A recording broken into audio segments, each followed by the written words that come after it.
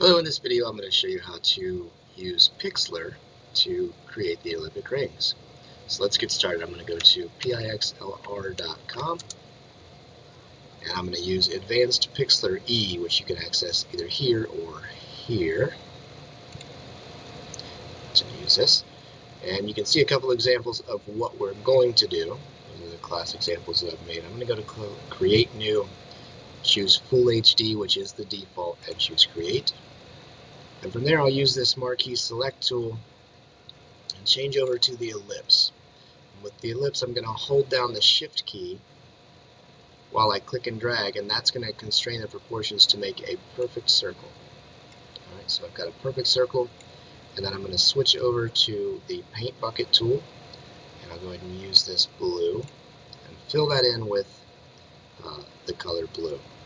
Then I'm going to go back to the marquee select tool. I'm going to turn off the first marquee, which I could do either by clicking away from it, outside of it off the canvas, or I can press Control D on my keyboard. And then I'm going to hold Shift again and make another perfect circle slightly smaller than the first so that I can position it inside the first circle. And then I'm going to press on my keyboard Delete or Backspace.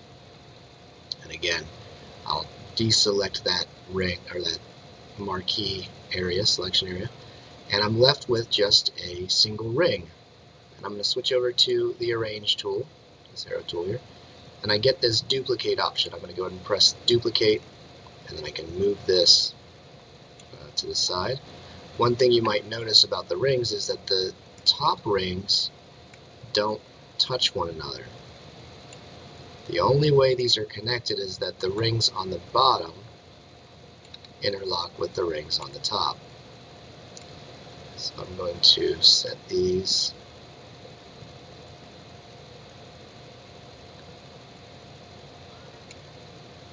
like that.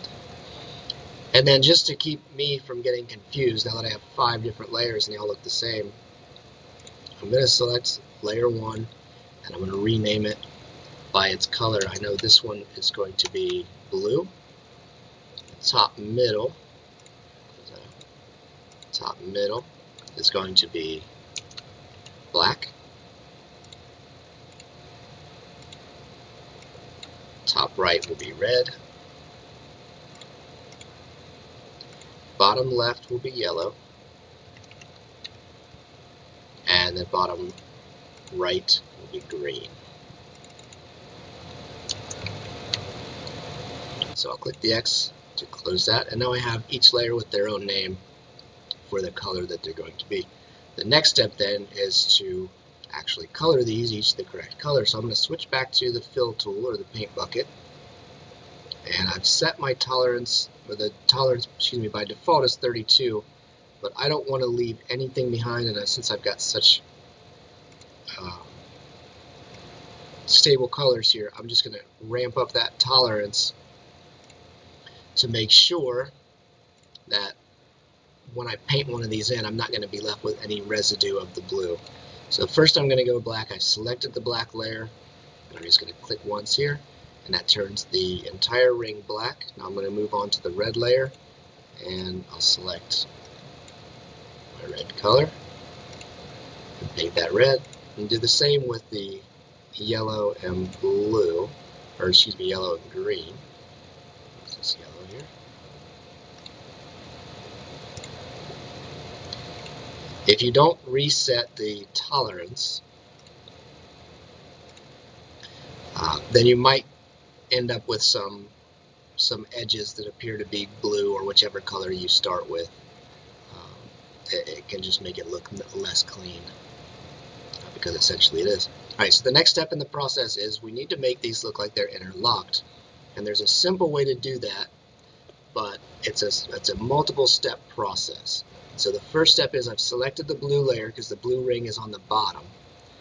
And then I'm going to use this wand select tool and select the blue ring. So now you can see the outline of the blue ring of inside and out.